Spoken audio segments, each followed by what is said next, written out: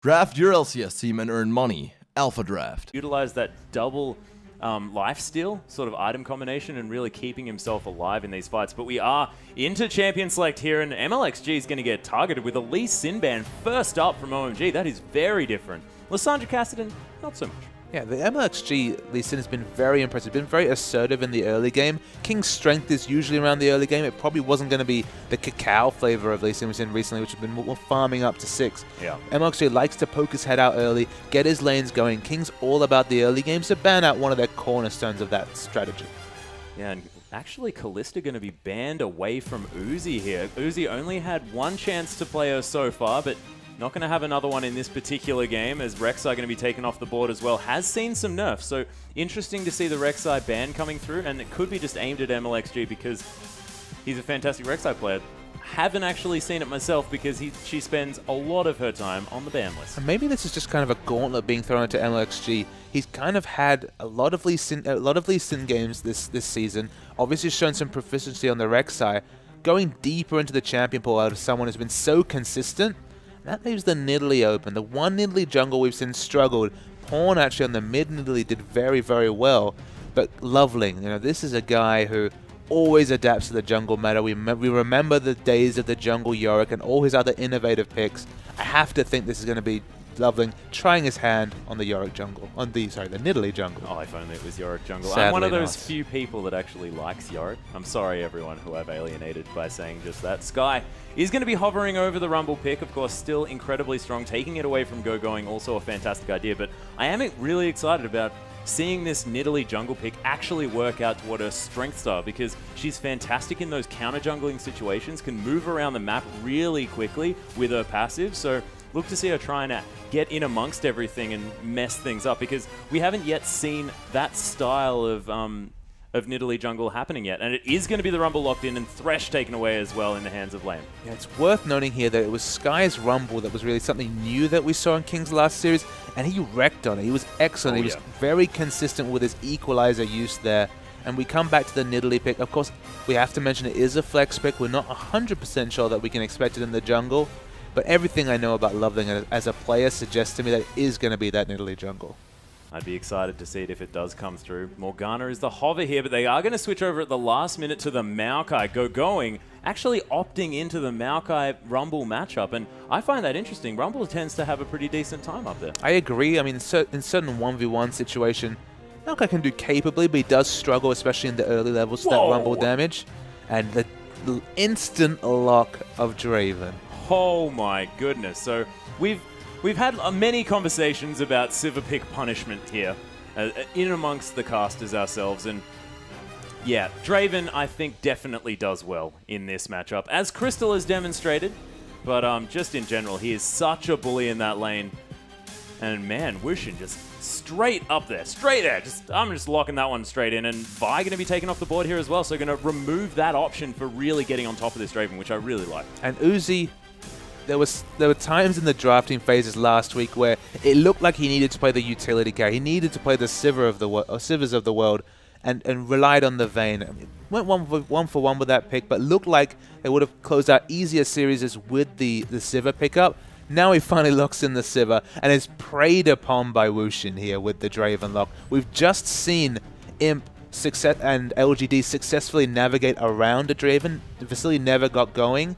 But it's going to be all about the early lane phase, the early lane swaps, getting Draven away from that Sivir.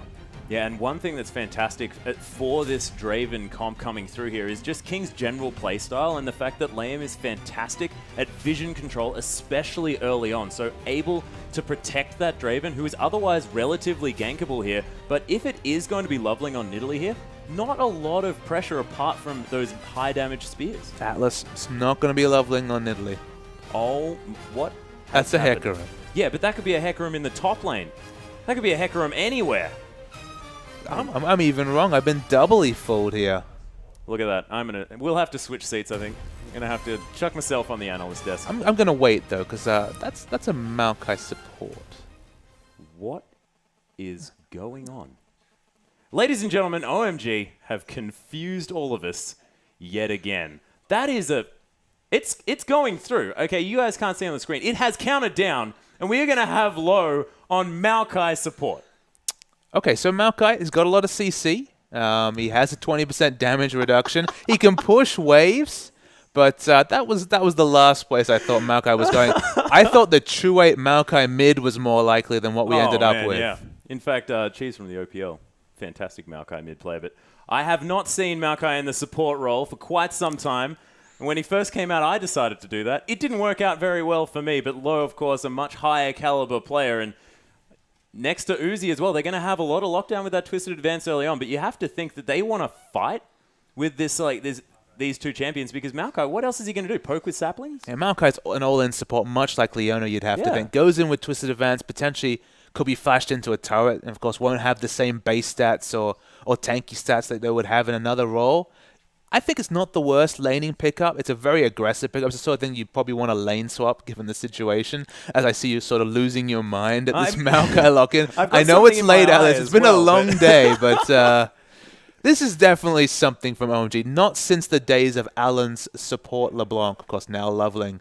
I thought they'd moved away from those off-meta picks, but Low, he's got some as well. It's amazing. But ladies and gentlemen, let's get onto the Rift.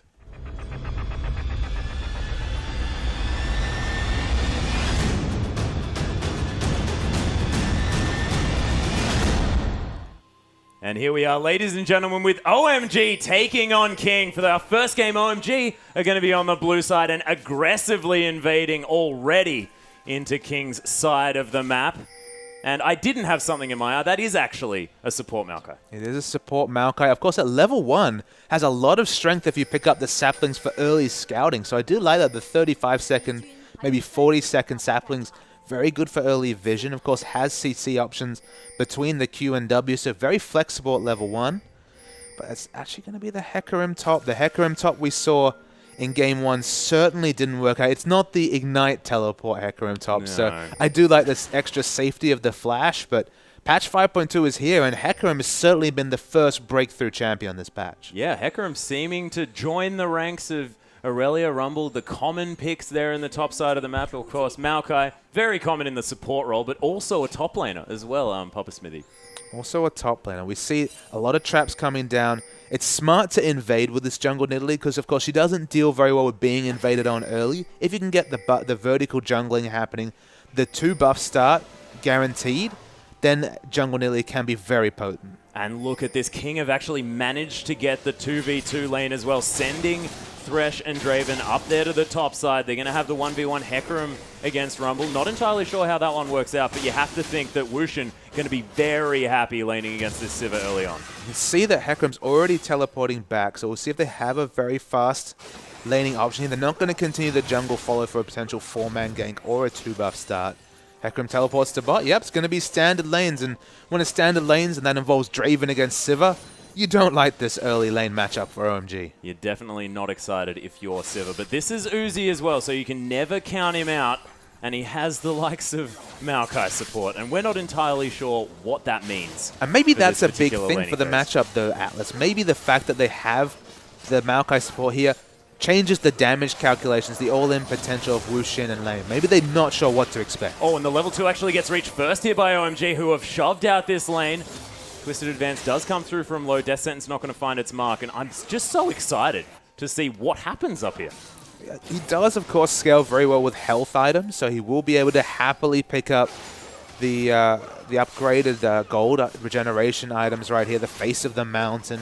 He'll, of course, there's so many spells going on in 2v2 lane that he'll be very sustainable. He's still a melee support. There's a reason we don't see a lot of Leona and Alistar's because of the fact that he has a lot more trouble in a 2v2. But the all-ins, as we see up top, going for, once again, an all-in trade. Yeah, the quite strong. Yeah, it seems to be working out here quite well in the early levels for OMG.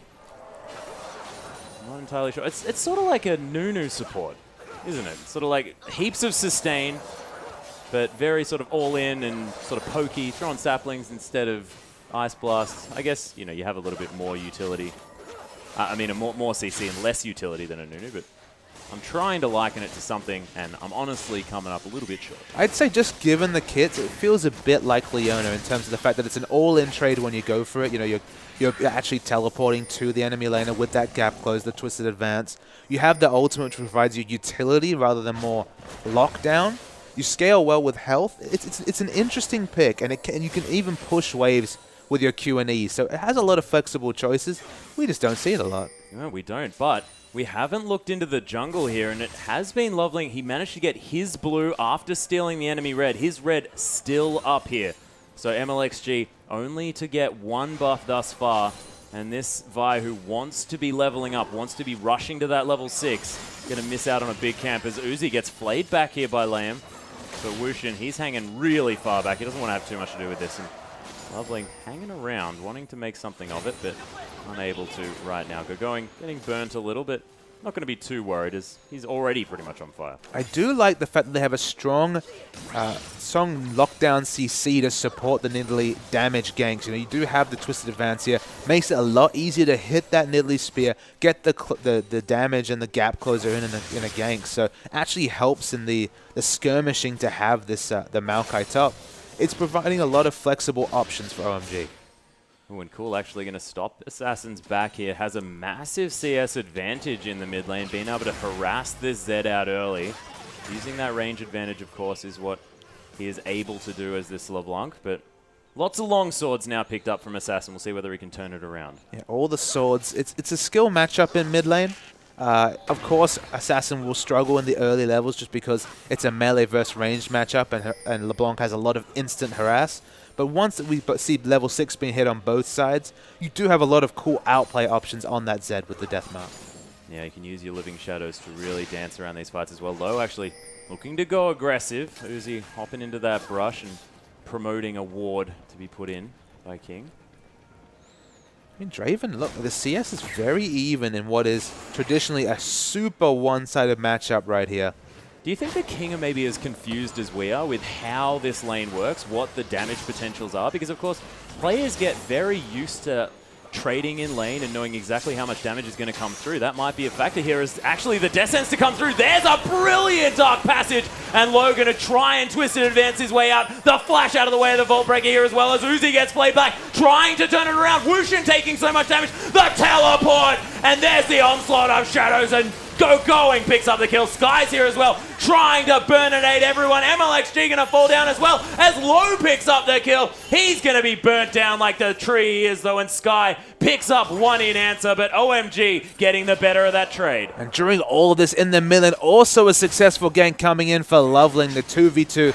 The 2v1, once Zed had overextended, used his shadow, there was nothing he could do. But full credit to Going. His teleport came through first, and there's so much difference of the onslaught of shadows coming in compared to the Equalizer. They're both teamfight changing spells, but one of them's an engage that got them first blood. The Equalizer, they managed to pick up a kill for Sky, but you cannot compare those two champions at a level 6 situation. So once the fight starts right here, it is a very nice engage coming out from King, but once the Q is flashed here by Low, they should back away. They've gone in too aggressively. That's what prompts the teleport coming through for Hecarim, and is able to get the solo kill on Wushin even through the heal being used right there. Sky tries to harass around, and I guess MLXG is surprised by the Twisted Advance following through his flash right there. They get the counter kill, the Rumble, but definitely a trade in the advantage of OMG. Yeah, and Cool actually hitting level 6 before Assassin, able to use that Mimic in order to get a lot of extra damage from that Sigil of Malice. And Deathmark only just became available here for Assassin. We'll see whether he can utilize his swords, but thus far, Cool able to get himself a nice advantage, and also has the double Dorans as well for the extra health pool. The lanes have swapped back down to the bottom side, of course, need to be near that dragon at around this 10 to 12 minute mark, because that's when it wants to be taken, and need to have as many members there as possible. Hecarim going to be shoving this wave into the top lane, and Sky going to be wandering up and seeing whether he can get as much as he can. Our top lane is now very even, but the bottom lane, here's the engagement. Wushin taking so much damage. The Dark Passage going to get him to safety there as he just wanders around looking cute. Death Sentence going to land here as well, but Low, he's a pretty tanky guy right now. How often do you see a Sivir beating Draven in a consistent 2v2 lane matchup in a 1v1 situation. And again, look at the items right here. It's the big item pickups. The Onslaught Shadows comes into mid. Whoa, some fancy shadow work from Assassin going to get him to safety, but going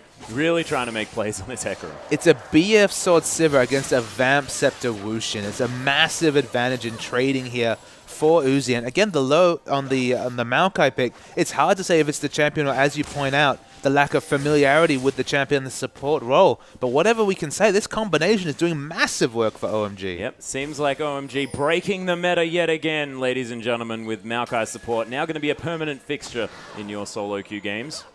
Especially on the Chinese server, I would definitely step away from solo queue for a few hours after this game. Most definitely. As long as no one's playing Shaco, though, I'm going to be more than happy. It's cool. Going to continue farming out this mid lane, and he has so much control here. Assassin sort of pressured at every opportunity, as we can see. So, I mean, going the same build as Amazing J on this Hecarim. It's very understandable that we see the Trinity Force rush just because you have so much burst damage coming through your E and the auto attack there. The burst is huge. And if you have the gold, if you're actually CSing well in a 1v1 lane, you can transition to tanky items before the teamfight phase really breaks out. The problem that happened for Amazing J on EP is that he fell behind to the point he started getting hard denied in lane and just hit that Trinity Force power spike too late. If we can see it coming in a bit earlier, it does opt in for the Trinity Force for a bit more mid-game power, but the Trinity Force earlier into tanky, a very good build for the Hecarim. Yeah, and of course has that Rampage to really make sure that you're getting the best out of your Sheen procs as well from that item. But OMG going to sneak themselves a cheeky Dragon at the 10.5-minute mark, and King just not going to answer to that one at all. And I think it has a lot to do with this bottom lane working out fantastically for OMG. Yeah, I mean, you never think that Uzi will be in a position to out-rotate a Draven just because you expect him to be low on health or dead, and now the turret dive's going to come in. Yeah, they're all in there as well as Wushin getting locked down by Low here. On the hunt's being popped. Loveling going to fall down though. MLXG trying to answer back. The Whirling Death promoting the heal coming out of Uzi, and Low completely out of mana. Vault Breaker's going to find him, and denting blows onto Uzi here as well as the Boomerang Blade goes through Wushin, but it's not going to deter him until they get under the tower. But nice turnaround. Yeah, wonderful jungle pathing from LXG to be there for the counter gank. In the mid lane, Assassin continues to eat a lot of harass, but Via's the hero, just pathing so well to match that turret dive coming through from Loveland. Yep, Low not going to find the death sentence there as Liam trying to lay down a little bit of CC. Leandri's already rushed here from Sky, and that is an interesting early pickup from Sky up there. Yeah, usually it's the solution against health stackers. Of course, there's no real health items being picked up, no magic resist either. He could have easily gone for the Sorcerer's Shoes with the same amount of gold, so the completed item pickup doesn't really ring true to me, but I guess it's just to deal with this Hecarim in the top lane. And he might have gone back with that perfect amount of money as well. You know that feeling where, oh, it's lit up. Probably should buy it. Probably should buy it. It's one of those situations. Uzi now pressuring Wushin out of lane on this Draven. That is a sentence that I was never expecting to say about a Sivir versus Draven matchup. But Low definitely doing well. Ooh, the Mimic's being looked for here. The chains land. There's the Flash Death Mark to come through, but Assassin falls down instantly. MLXG trying to come through the teleport in response with the equalizer down here as well, but Sky not going to find any joy as Cool's copy is going to fall down. Death Sentence actually over the wall here. Loveling not going to find the spear. I mean, King just looked like they were being overly fancy there. They had Liam standing just behind the turret there just to lantern Zed out of safety, but wasn't even able to react in time and just died for free there, did Zed. To have two members there acting so reactionarily against all the burst damage potential of Cool, questionable play from King. Yep, it's going to be very interesting. And OMG are now able to zone Wushin off this outer turret in the bottom lane as well.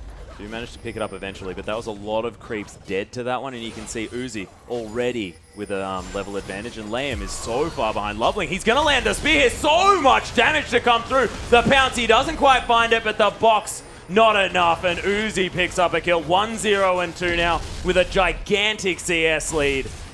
And my gosh, King are just not having a great time this game so far. I mean, the flavor of the jungle, Nidalee, it kind of reminds me of the time when those Nidalee spears were invisible, right? Where you couldn't see them, and of course the laning phase was so easy for a mid lane Nidalee.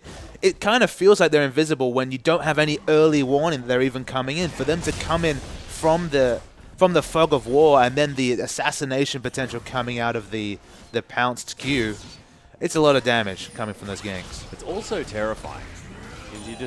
You have to expect there to be a spear coming over the wall at all times. You have to be playing very carefully and unpredictably in every lane when there's a jungle Nidalee. It's just how you have to react. It's almost like you have to overward to give yourself any peace of mind. It's difficult. Assassin is going to get out of the way of the chain there in the mid lane, but he is struggling. Has his two sort of main items here in the Bilgewater Cutlass and that Brutalizer, so he has a decent item threshold at the moment, but it's not enough against the Morella Nomicon of Cool. Oh, Onslaught of Shadows here in the top side, though. There's the Twisted Advance. Sky going very low. MLXG has found his way in here, though. Beautiful Equalizer, and they're going to melt through OMG low. So low on mana. Sky is also falling very low as well as Gogoing's trying to get the Rampage kill. Nice Scrap Shield to come down. Silences himself, but it's a decent 2-for-1 trade as Cool tries to find MLXG. Oh my goodness, that Dark Passage was so close to saving him. So 2 for 2 in the end. 2 for 2, and King did use more resources there, so credit to OMG. Good to see those kill pickups. This Hecarim's getting snowballing, has 2,300 gold to spend. Oh my goodness. Going to be very, very close to that Trinity Force, but might even look into tank abs. Nope, it's a straight Trinity Force. Yep, going to finish that off from the Phage, ladies and gentlemen. So this is a very different Hecarim to the one that we saw in our first series today. Gogoing has really got going. Yeah, I mean... Oh, God. Yeah, you went there, Atlas. That's okay. I didn't even mean to. That was horrific. Oh, as Cool's going to discover Lamb here as well. And everyone on OMG well aware that it's only a minute until Dragon, positioning themselves, and they pick up a kill. And Lamb, that's just the problem when you go warding on your own. I mean, the burst damage that comes out of a Trinity Force Hecarim, especially a Snowball Trinity Force Hecarim. I mean, we should just talk about this Maokai making picks across the map. Yeah, the roaming ganks coming through from low on this Maokai, as well as Wushin trying to turn this one around. Spear's not going to find him as Cool's going to get Vault Breaking. Whirling Death to come through, but it's not really doing the damage that you'd want from a mid-game Draven. And OMG continue the pressure. Needlessly large rod being picked up from Sky before he even has Boots 1. Trying to make that Equalizer decimate these fights, but hasn't quite found it. Did it work out for them in the top side? But that was a 2 for 2. OMG were probably okay with that, as this inner turret is getting destroyed. The small thing that buy gives Sky over, say, just going for the very early Soul Switches, gives him a bit more wave clear. Of course, with the flat AP, can clear waves a bit easier, but I don't know if that justifies missing out on the 2-item power spike. He's delayed that power spike so late at this point, and they just don't have a lot of extra CC to kind of layer that ultimate on top of as Wushin. Man, he's just been trolled this whole game. He had to deal with the Maokai support he wasn't expecting in lane, so he's lost his counter matchup, and now there's very little a Draven can do when they're behind. Today is the first time in LPL play that we've seen a Draven have to play from behind. Yeah, it's very, very difficult. Does have that Bloodthirster now completed, so has hit a decent item. That shield going to be helping him against Cool, and of course that life's still going to be great against the burst coming down. Gogoing though, hanging around by the Dragon, and OMG pick up their second for free. I mean, there's such a difference between an over-leveled, snowballed Hecarim and the amazing J Hecarim that was struggling to get a Trinity Force by 21 minutes. Once the first big health item comes in for this Hecarim, he's going to be bossing around fights. Oh yeah, 3-0 and 2 now. Has a CS advantage, but not that much. Credit to Sky here for staying in this game as far as the farm is concerned. He's found the solo lane farm that he needs. Assassin now is trying to split push as a Zed is wont to do, but King left with only 4 members to get sieged down, and this is where Nidalee really thrives. We haven't seen her doing fantastically so far, but when a team is ahead, having a Nidalee is just so terrifying as Wushin gets torn apart by Cool. Yeah, I mean, Zed has to abandon his split push, doesn't have any wards to split push effectively. Hecarim looks to find him in transition. But King, when they're behind, there's just nothing they can do to all this poke and engage from OMG. Oh, Assault and Battery's going to come down. And oh my gosh, MLXG gets destroyed. The Equalizer's trying to do some work. Low does fall down as King trying to fight back, but look at all of the damage on the side of OMG. And Cool is just tearing holes in people. This LeBlanc is destroying 5-0 and 3 so far. The team fighting from Cool on LeBlanc is something that everybody should take note of. He's so good at team fighting with that champion, with using the Mimic Distortion for the maximum AoE damage. His laning was already wonderful. It's a 1-4-1 assassin at this point. But Cool, I mean, that mid laner is just so wonderful to watch.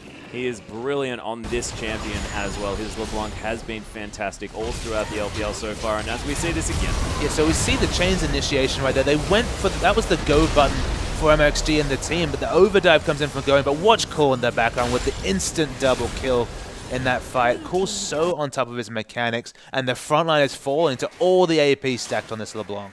And it's very difficult, even at the high levels, to know what the heck's going on in these really chaotic fights, and he seems to have sort of pinpoint accuracy on everything. So hyper-aware of what his champion's doing, as he's just going to poke Wushin out here, and Wushin is going to go the hell away. It's both the awareness and understanding the limits at every point. You know, every AP, at every AP value, he knows when he should be all-inning, when he should be backing away. He just understands the champion so well. And it suits him to a T because LeBlanc is a proactive champion, and when Cool's on the Lulus of the world, okay, the enemy team can play around it. But when he's on the LeBlancs, he will boss around games like nobody's business. And OMG, you know, their style is to push down these turrets as quickly as possible. But now, Baron a little bit weaker on this patch. Could we be going towards that Baron phase very early here as well? Because OMG are so objective focused. I mean, that's a definite adaptation we'd like to expect. Once they get those 3 turrets down, they've had aggressive vision in King's side of the jungle consistently throughout this game. It's started to fall away right now, as we haven't seen Maokai shop and get his Sightstone stacks back. So they don't have quite the ward coverage to do the Baron. But, you know, you pointed out in an earlier series when we saw IG take a very decisive decisive Baron. It is a realistic option at 20 to 25 minutes into the game. Yeah, but OMG looking to destroy turrets more, and they've got like this 1-2-2 split push going on, and King unable to sort of rotate around and capitalize because these champions so able to move around the map. Everyone has an ability to speed themselves up apart from Low, but Sky is getting ganked in the top lane, and look at the twisted advance, locking him down. And Low even picks up the kill. Well deserved by the support Maokai. The Sivir Hecarim has so much synergy. Even Maokai, you know, we always talk about Sivir and Maokai when Maokai's in the top. All right, it'll help him get into the backlines. Just the same flavor on support. Oh yeah, Cool actually popping over the wall here just to throw out a combo onto Assassin, and he's going to have to visit the fountain yet again. And OMG already taking down their first inhibitor turret 21 minutes into the game, and we thought that this comp was interesting. In fact, it was genius. It's been devastating. It's just so impressive that with that Sivir Maokai, they were able to 2v2 Wushin and Layem on Draven and Thresh. I'm not willing to say that Maokai is the key champion to beating Draven and Lane. That's definitely not somewhere I'm going to go, but it's been a masterstroke to throw in a curveball that actually made a lot of sense given both the comp, because of course they had the targeted engaged CC for the damaged jungler Loveling to have an impact in the lane, but also just the ability to pick something like that in a big game here. This was actually a big test for OMG to be able to contest this game, and they should be able to take the Baron in this game, you have to say at this point, with relative ease.